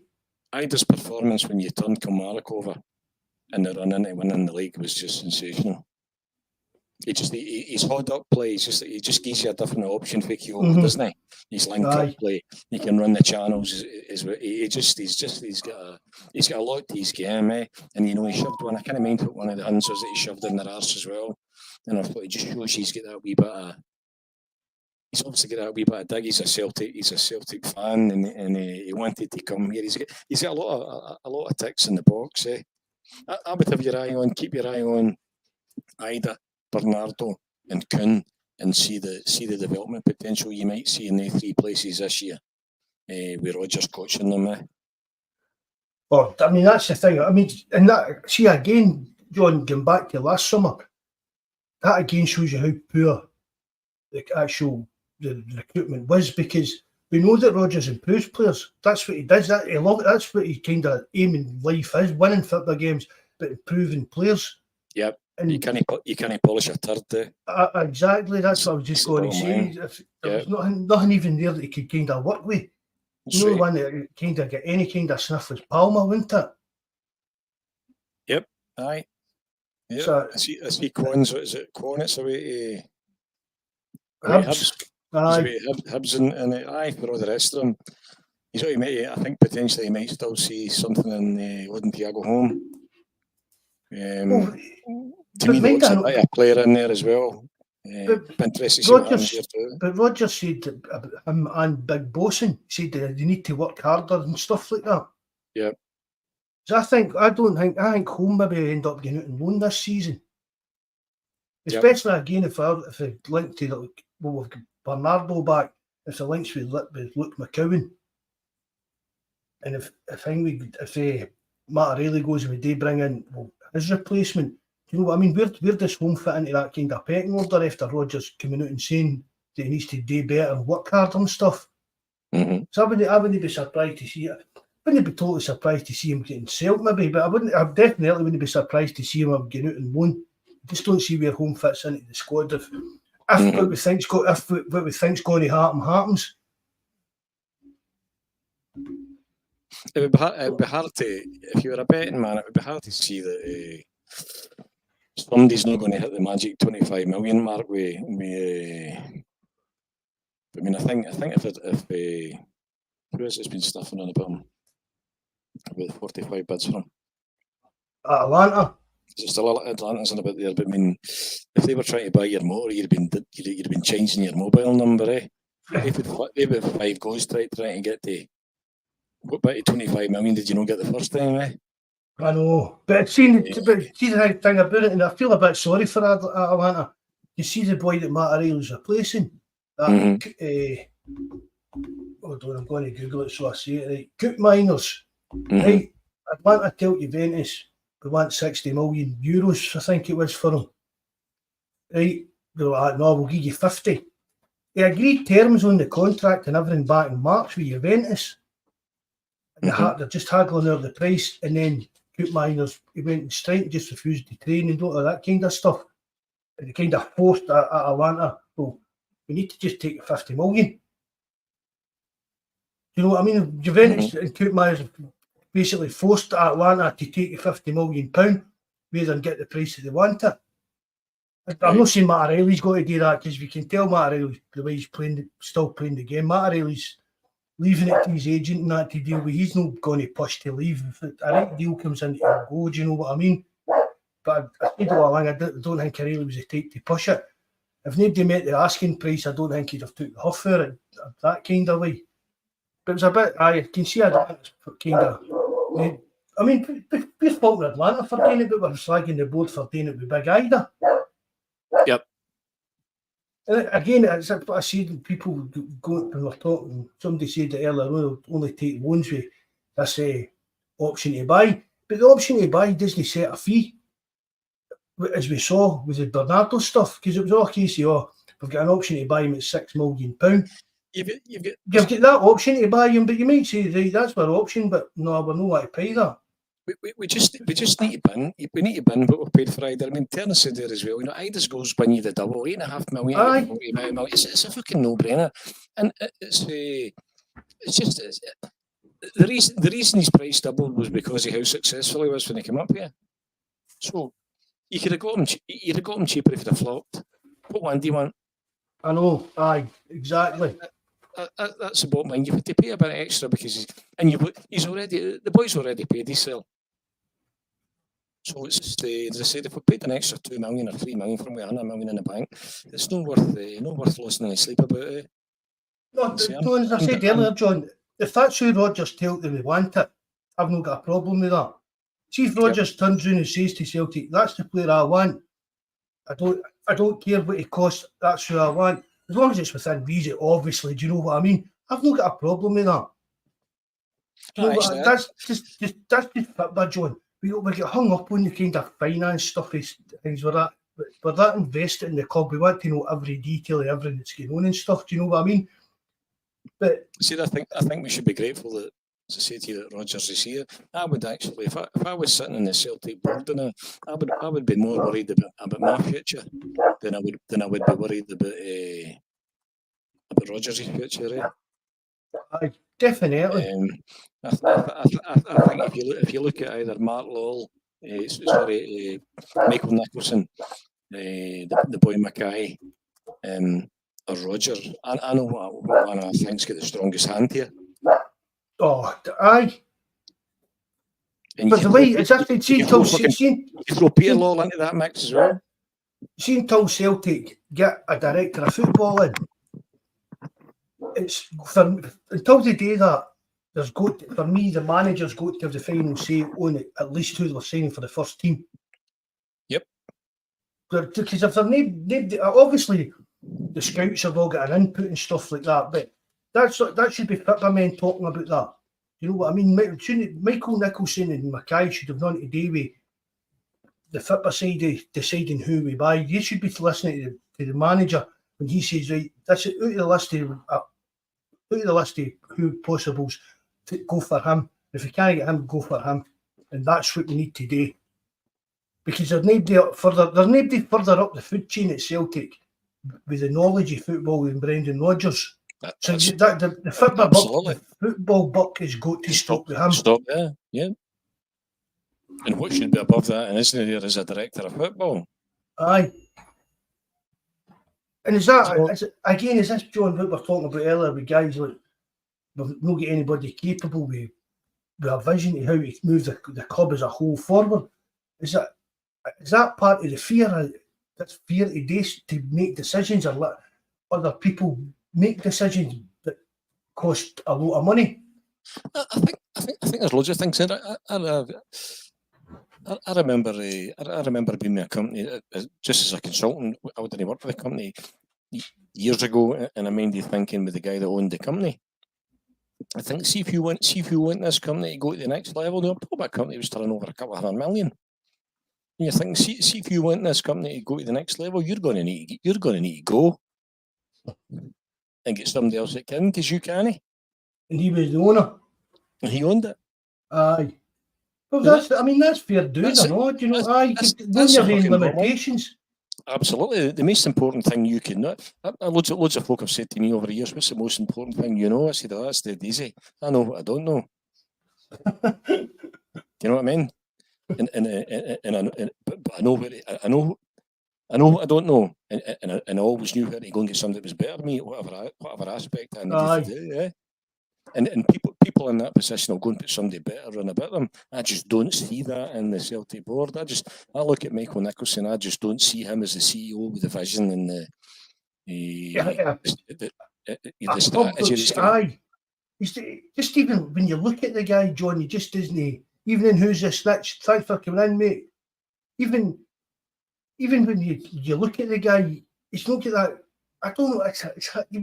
For the club besides the Celtic, what he's in charge of, the way the club is, the fans, the intensity around the club and that, it just seems like a weak guy. He to just be in is. charge, and be, which supposedly is meant to be the public face as well. Do you know what I mean? I mean, when was the last time you heard the guy talk? But Do you know what I mean? Rarely. My understanding is the CEO's the man that's meant to be dictating the vision and the strategy. So if it's no Michael Nicholson, who is it? Because your man Mackay, he's just a financial director. He just writes the checks. You just make sure all the kind of numbers add up and stuff, isn't it? The only football brain in there that I can see, I don't know the other guy. I know we've got a scout boy, and the boy you mentioned as well. Lefebvre. Yeah, but what is the decision making process in there? We don't know. We don't know. The only football brain I know we've got in there is Rodgers now. And he's meant to be a coach, but he seems to be the man that's running the whole fucking shebang now. But see, I mean, even if that like Lefebvre and that Cooper guy are part of Rodgers' wee think tank, that's all right. I don't mind that as long as it's, when it comes to the actual signings, it's still Rodgers' decision. You know what I mean? And plus as well, see these other guys like Lefebvre, that if they're coming to Rodgers and saying, "Oh, such and such, and we know his agent, we can get him cheap and that." See if he's no good enough, right? No, but I don't want him. But see, even a level above that is again about saying to somebody, you know, if you want this company to go to the next level, you're going to need to sell it or get somebody in that's better than you. That's something else to tell somebody that, eh? I know. And that's that. As I say, the CEO is the man that's meant to be dictating that strategy and seeing where we want to go. And that doesn't sound. It just doesn't look to me like who's dictating where we're trying to go. Where are we trying to go and how we're going to get there? He doesn't even need to know. I've known guys that were bright enough owning companies to think, I can't take this any further. I need to get somebody that's better than me. I'll still own it, but I need to get somebody better than me to take it to the next level again. Right? So it's back to that. What you need to know is what you don't know. And I'm not seeing that. I'm not seeing that in there. No, I totally agree with you, John. It's ridiculous. It is absolutely ridiculous that a club that we're sitting here talking about, a club that do so well, like trophy-wise, domestic-wise, and all that, make so much money and are run so poorly because it's about, how do I put this? I mean, I am delighted we've won, racking up league trophies, cups. Delighted we're raking in money, brilliant sponsorship deals, stuff like that. And the full world loves us, but we could be so much more than what we are, John. Absolutely. And as I said, just to finish that analogy again, the CEO, he doesn't even know how to get you there. All he needs to know is where he wants to fucking go. Aye. In fact, it's even better if he's got the humility to accept, I can't get you there, and I need to bring in people around about me that can get you there. Well, that's a director of football that then starts to set that strategy or that whole recruitment structure and strategy in place. Even 420, thanks for coming in, mate. Nice to see you. William Smith, hail, brother. Nice to see you, bud. Peter Boyle, just nipping in there too. Nice to see you. The director holiday in Bali. All right, for some. Where's Bali? The director of football seems even more crucial the more you look at it, eh? And Rodgers seems to be the man that's doing it all. He seems to be the man that's coaching the team, head of recruitment, dictating strategy, all of the above. Because I don't see where it is. I don't see where it's coming from anywhere else. But that's to what you've said there. The fucking name the heat there, John. It's what we said. There's just nobody in there capable of doing what needs done. There's nobody with the skill set in there, the vision. I mean, right, John, you're in and out all these big companies and that. You know, even Ian McIntosh, cheers for coming in. But what was I going to say there now? I forgot what I was going to say, sorry. It's totally. My mind's went a blank here. That's old age. I almost can't get excited about the club because somebody's going to need to convince me that there is either the strategy, the structure, or the vision there, Mark. That's where I'm kind of stuck just now. Eh? Right, that's what I was going to say. It's came back to me. Right, you're in and out of all these companies and that, John. Right, have you ever known a board to be just the same people for years upon years at a time, with no comings and going, no fresh blood coming onto the board and stuff like that? It's just an echo chamber, isn't it? But other companies, the boards no change a new blood on it every few years to freshen things up and stuff like that. Absolutely. And you don't bring CEOs in as chairman either, make them chairman either. Like, there's just so much that's wrong. I just think the potential would be, if you think what McCann did with Celtic when we were on our arse, what could a McCann do with Celtic for where we are just now? A modern McCann. A modern McCann. Aye. It's definitely we could get and spend 25-30 million pounds, a couple of players in the next couple of weeks in that. Right. Again, but it's still paper near the cracks. The club's still no being where it should be. It's still no punching its fulfilling its full potential. Some of these punching above its weight, but Celtic should be at times punching above their weight when it comes to like Europe. We should be that type of club. Do you know what I mean? Oh, some of these clubs that are, like the Rosenborgs as well, they've not got the turnover that we've got. They've not got the fan base that we've got. What we've got is we've not got the structure, we've not got the strategy. And for me, we've not got the capability, either individually or collectively as a board. That's where you are. You know, a wee old man's club, isn't it? A wee bowling club committee.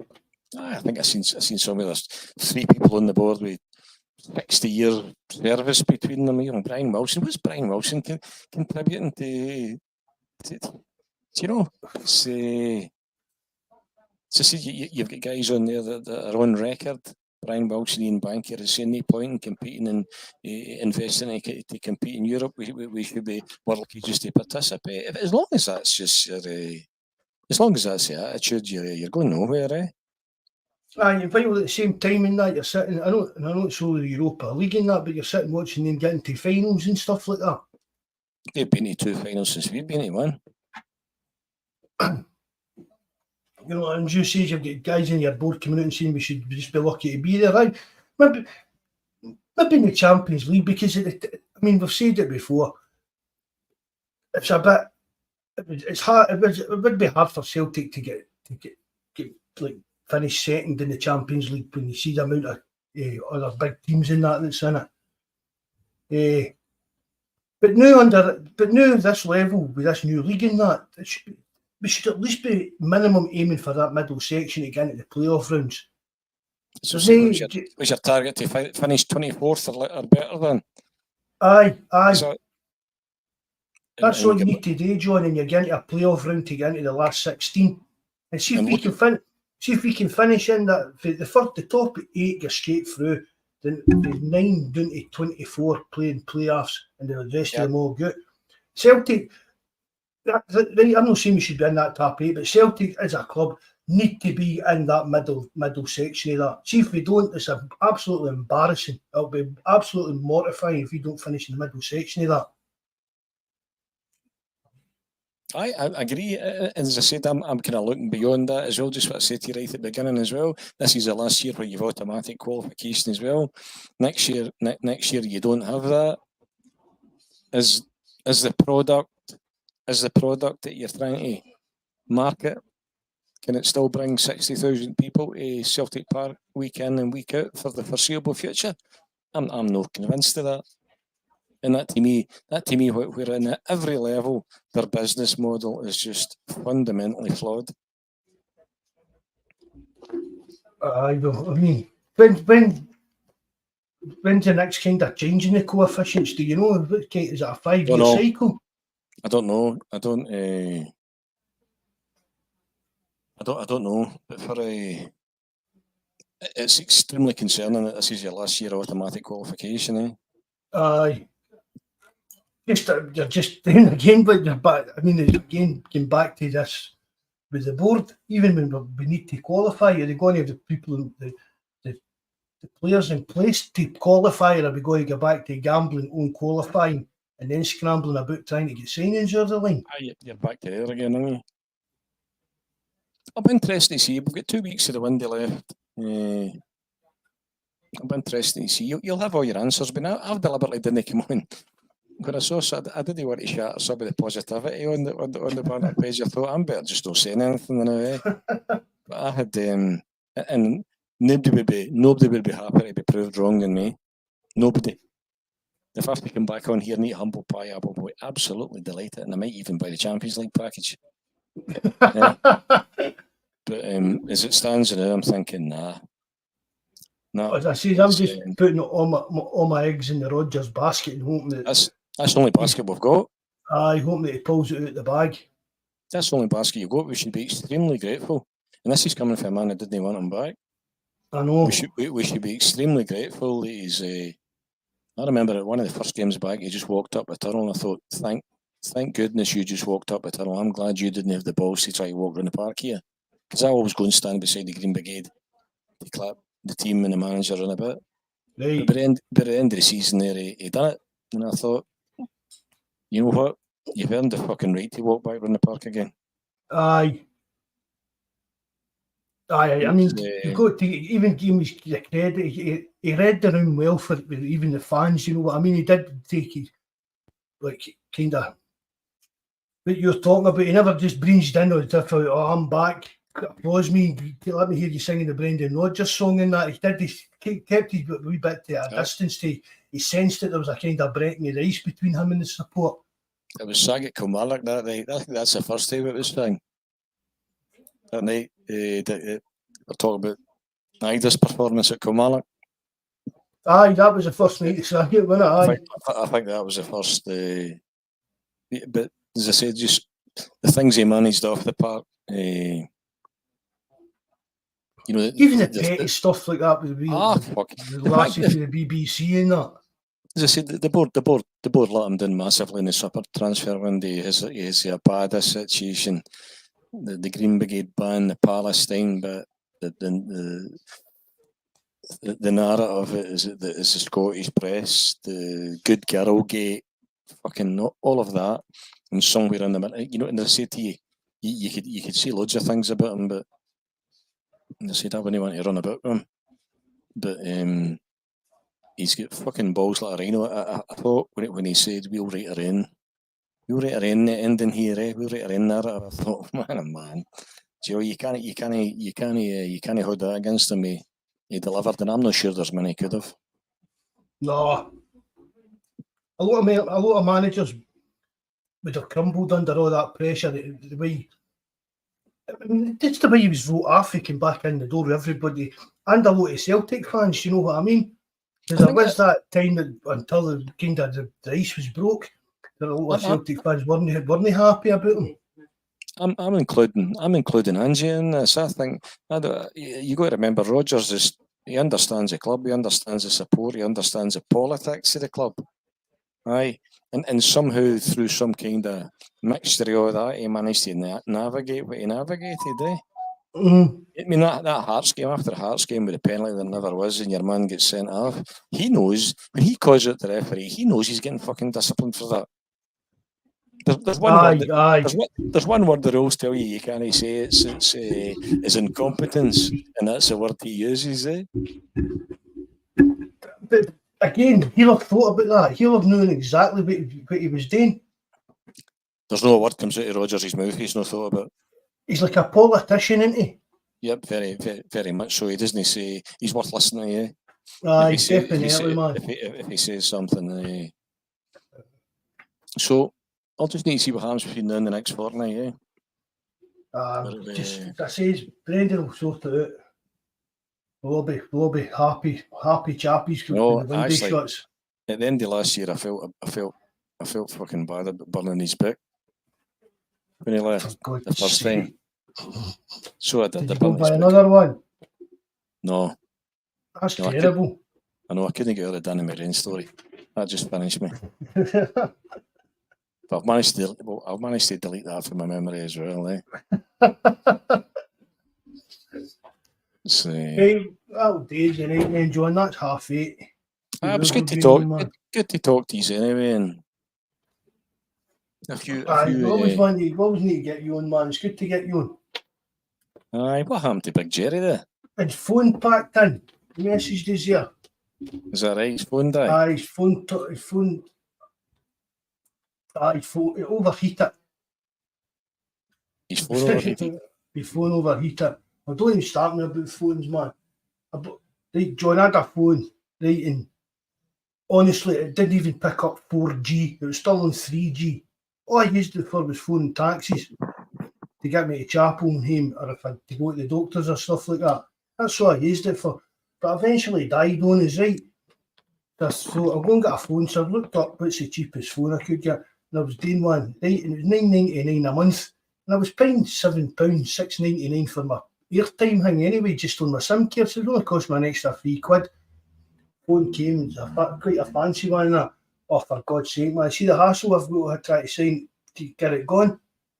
Now you keep your phone number and switch it out to the new SIM card. I didn't know you to put the SIM card they sent you into the phone, so I've bent that, and I'm sitting with my old gift phone, SIM card in this phone, talking to them on a live chat and shouting at them why my phone isn't working.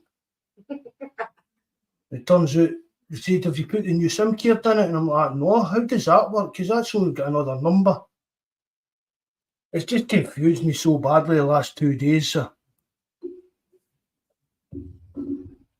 That was my rant. That's my rant for this podcast. You feeling better for that? Aye, a bit. She's laughing. She laughed at me about it. Right, I'm going to put we you were on the out spot. we were out rating the bin and everything, looking for that green envelope thing. I'm going to put you in the spot then here. Are the Celtic board going to deliver between now and the end of the window? Yes or no? Yes. Oh, right, guys, write that down. And what constitutes delivering? Because I reckon delivering to me would mean a minimum 2, potentially 3 bits of quality. Aye. And the 2 I obvious think ones so. is the left-sided centre-half, left-back challenge, and depending on what happens with Riley, Well, I think the bits of quality will be Matt Riley's replacement and the new centre-back. And if you hope for this wee Arnie Ingles boy.